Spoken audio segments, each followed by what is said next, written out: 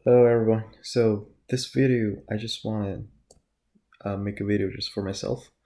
If you are watching these videos, that doesn't matters. But for uh, for the most purpose, this video just doing for myself because I want to like record this kind of like a diary to record my journey, how I flew from China to Canada and how I left China. This journey.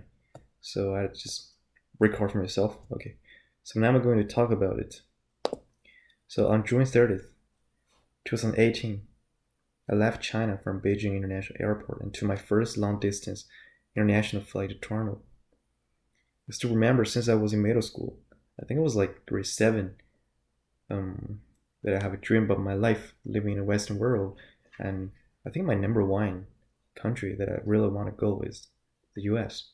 So I want to explore the world, and my mind was full of this kind of adventurous story with the Western explorers.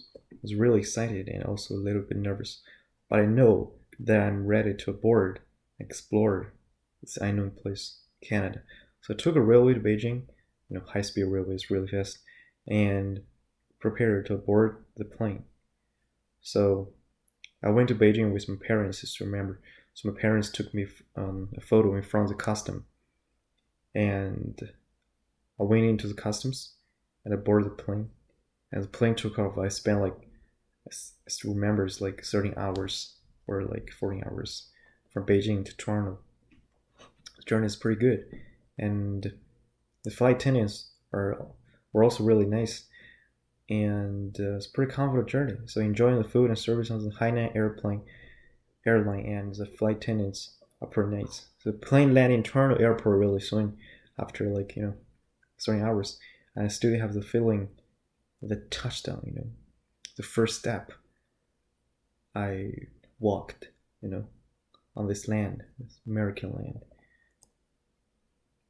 So the feeling of landing on the American continent, I still remember. And I also remember the pure cloud in the blue sky. The sky is really blue. Air quality compared to my hometown was really much better. Then I got into my car. Not my car. I mean, I got into a car. I think that's a car like from York University, and I spent the whole year in Toronto. Studied at York University. And some like bad thing happened during that year. I still remember, but like rental stuff, and yeah, that's a year in Toronto. I think it's pretty ordinary, but one thing I have mentioned is that I went to the concert of Taylor Swift, and I didn't have many friends because for me, I don't like making friends.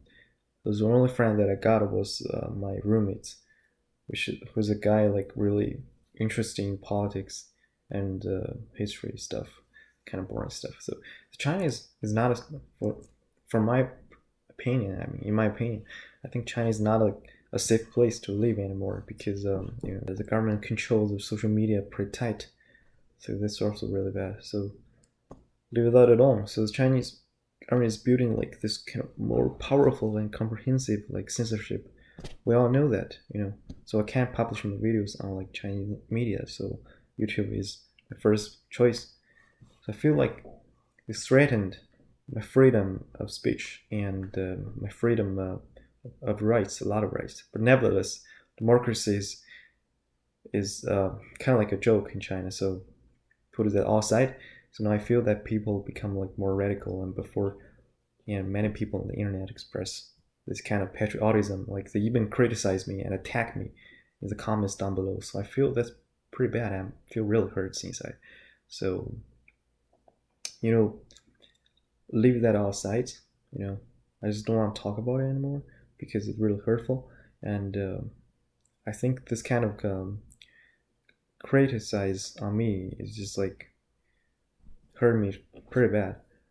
But that doesn't matter because I'm not even in China, and I feel like if you went to the Western world and you still love Chinese government, go back to China. Don't stay here. Don't stay in the U.S. or Canada. Don't stay in the Western world. Just go back to China. Yeah, that's what I want to tell you, man. So there's a lot of people still love Chinese government because years of brainwash, brainwashed. They just literally cannot understand what's going on in the world. And you have to have this kind of critical thinking, man. Seriously. The government allow only entertainment activities like TikTok stuff on the internet and watching TV shows. They don't allow people to talk about politics and um, social society. All the things happened in the world, the news. We even don't have the freedom of talking about the news that happened. It will be deleted really soon, and everything that is negative to the society is banned, like a utopia, but it's not like a utopia. The Chinese society is actually like a dystopia. So, as you can see, the cell phone apps like TikTok, like this is really successful in China, and it definitely cannot publish like sensitive stuff on it. It will delete it really soon. And but I still love TikTok. TikTok is really fun. And China is like changing the backward and internet. I think there's like a cultural revolution stuff happening on the internet, and it's pretty scary. And we all know that the Chinese Cultural Revolution was like a tragic historical event for all the Chinese people who grown up in that era. But we never believe this kind of ridiculous matters happen in China. Like why this event happen only in China instead of a Western world? So it's pretty weird. And I think because Chinese culture caused this, because only Chinese people allow this to happen because they've been ruled by this kind of imperial society for a really long time. So I think that's what happened. So I don't think the ratio or kind of race problem or this kind of problem, that kind of problem. I think the only problem is because the Chinese people, their thoughts, their thinking, like how do they think about this?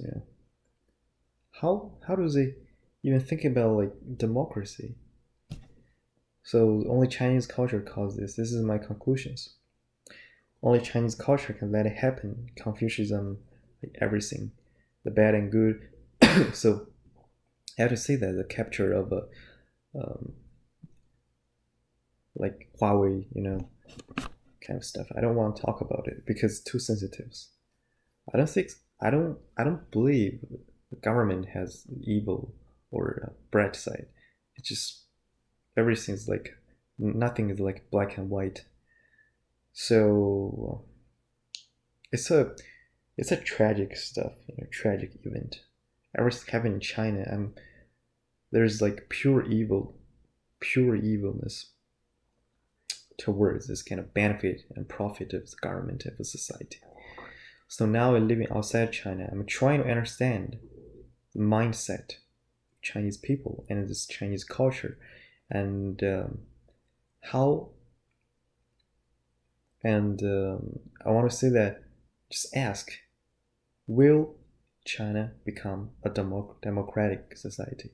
Will it become better or worse? We're now in history that is changing so fast, international relation between the USA and China. Every day is changing so much, so fast. And how we as a citizens can prepare that everything happened, around us. I think that's what I really want to say right now. Okay, thank you for watching. See you next time. Peace.